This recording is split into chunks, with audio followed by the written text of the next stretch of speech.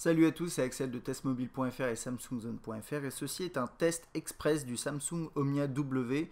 Donc en moins de 10 minutes, je vais essayer de vous montrer grosso modo que vaut le Samsung Omnia W et comment il est finalement.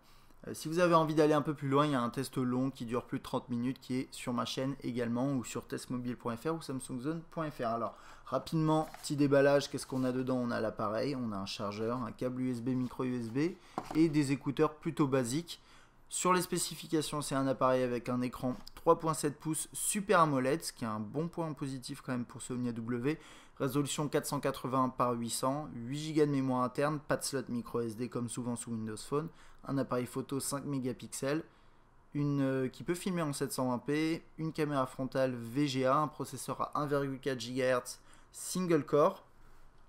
Niveau mémoire, enfin niveau pardon, autonomie, on est à 7 heures annoncé en communication, 370 heures en veille sur une batterie 1500 mAh. En termes de prix, on est à 380 € nu et à partir de 51-50 € avec forfait chez Orange. Et d'ailleurs, vu que je parle d'Orange, là vous avez vu sur la boîte, c'est une boîte Orange parce que c'est une exclusivité Orange, au moins dans un premier temps, je pense. Et puis dans tous les cas, vous pouvez l'acheter nu. Donc qu'est-ce qu'on a? On a un petit design plutôt compact, 3.7 pouces, un petit écran, c'est vraiment sympathique, avec une coque arrière en métal, c'est assez bien. Caméra frontale, les boutons sensibles ici, classique Windows Phone. Là, un bouton on-off verrouillé, déverrouillé, bouton d'appareil photo ici, donc c'est bien, un bouton dédié. Ici on a le slot, enfin le port micro USB, la touche de volume ici. Et à l'arrière, on a l'appareil photo 5 mégapixels avec son flash et son haut-parleur. On va passer tout de suite du coup à l'interface. Alors je vais aller assez vite ici. Si vous voulez aller plus loin, bien sûr, comme d'habitude, regardez mon test long. Petite chose à savoir quand même, c'est que l'Omnia W est un appareil sous Windows Phone 7.5 et dessus Samsung n'a pas souhaité intégrer énormément d'applications Samsung finalement, comme le fait peut-être HTC. Et ici, il y a quelques applications Orange qui sont intégrées, mais faites pas attention à ça, c'est vraiment dû à l'exclusivité. Donc c'est un appareil lié à Orange. Donc, vous pouvez rentrer ici, taper un numéro, accéder aux contacts. Les contacts, c'est comme d'habitude sous Windows Phone, synchronisé avec vos réseaux sociaux. Donc là, par exemple, j'ai un contact lié à Facebook. Je peux laisser un commentaire sur son mur, l'appeler, lui envoyer un email. Tout ça, c'est très complet, ça marche vraiment bien. Ça c'était pour les contacts. Ensuite vous avez une petite tuile qui s'appelle Now, qui est la seule, quasiment la seule intégration Samsung dans l'appareil. Donc avec la météo, les actualités, les cours en bourse, vous pouvez regarder les top tweets en fonction des pays. C'est un peu gadget, c'est pas très intéressant. C'est à peu près tout ce que Samsung ajoute. En termes de messagerie, on a ici un système par bulle, les conversations par contact, très classique. La SiSiTech est confortable comme souvent de toute façon sous Windows Phone, un petit peu plus quand même en mode paysage puisque c'est un écran 3.7 pouces donc pas très large. Si vous avez des gros pouces ça pourra éventuellement vous gêner. Moi ça me va encore, mais j'aimerais vraiment pas qu'on descende plus petit en taille, à part si vraiment l'espace est organisé différemment, ce qui n'est pas le cas ici. On peut bien sûr accéder à ses emails, ici c'est un compte Hotmail, plutôt classique comme interface. Ici par conversation, on peut zoomer, dézoomer dans les emails, on peut répondre à l'email. Voilà, hop. On a un clavier blanc ici, puisque c'est les emails, c'est sur une interface blanche. Tout ça est plutôt intéressant. Une chose à savoir, c'est que ces tuiles-là sont dynamiques.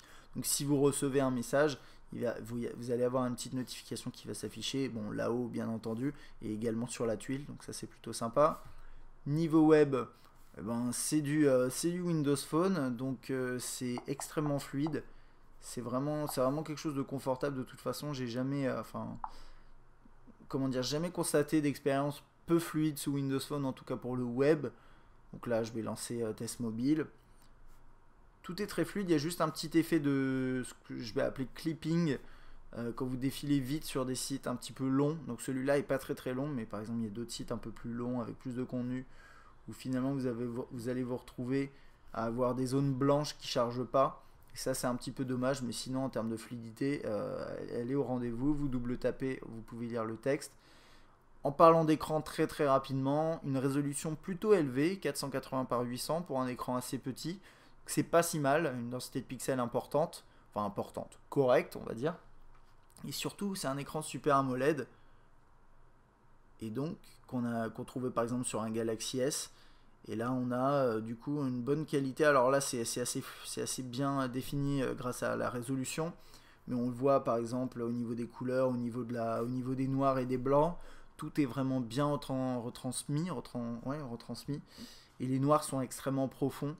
Donc ça c'est vraiment sympathique. Si vous voulez lire des vidéos YouTube c'est possible, mais il faut impérativement passer par m.youtube.com. Ça marche bien, mais vous n'avez pas d'application en fait YouTube officielle. Vous avez Xbox Live qui est la plateforme qui permet de jouer, donc très social, connecté avec vos équipements Xbox à la maison. Le calendrier qui est plutôt correct également, bien fait. Ça pareil c'est du classique Windows Phone, il n'y a pas grand chose à dire là-dessus. Vous pouvez le synchroniser avec Facebook, avec différents services. Au niveau de la photo, voilà, vous pouvez regarder vos photos capturées ici. Donc ça c'est les photos que j'ai pu prendre. Et si vous voulez prendre une photo, alors les photos vous pouvez les partager sur Facebook, sur Twitter. Si vous voulez prendre une photo, ça marche comme ça, avec le bouton d'appareil photo, toc, c'est très rapide, ça marche très bien. Il y a assez peu d'options, c'est vraiment les options par défaut. Il y a plus d'options sur les appareils HTC par exemple. Donc là on a la mise au point, réglage de la mise au point, on peut se mettre en mode macro, on a des effets, contraste, saturation, netteté, ISO, etc. Le grand classique, et là ici c'est en 5 mégapixels. On peut également filmer bien sûr, donc en 720p. Et d'après ce que j'ai constaté, il n'y a pas d'autofocus continu, ce qui m'a un peu perturbé pour un appareil Windows Phone, enfin perturbé, ça m'a un peu déçu. Mais bon, apparemment il n'y en a pas. Voilà, niveau qualité, vous trouverez un peu des échantillons sur testmobile.fr dans le test écrit. Musicalement parlant, enfin le lecteur musical est très classique Windows Phone, il n'y a aucune adaptation, modification de Samsung. Vous rentrez dans un artiste, donc par exemple je vais aller, hop là, j'ai la pochette qui s'affiche, je rentre dedans, je peux lire le morceau. La qualité du haut-parleur est assez moyenne, j'étais un peu déçu. Pas beaucoup de volume, la qualité n'est pas impressionnante par rapport au volume. Donc normalement on a par exemple une qualité, enfin un volume bas mais une bonne qualité. Là on a ni l'un ni l'autre, donc je suis un petit peu déçu par rapport à ça. L'interface sinon est très propre, il n'y a rien à dire, c'est du classique Windows Phone. On peut également lire des vidéos, notamment des DivX, mais de toute façon ils sont convertis via Zune quand vous les transférez. Et puis c'est à peu près tout, une application de géolocalisation autour de vous qui vous donne des restos, des emplacements pour faire du shopping, etc.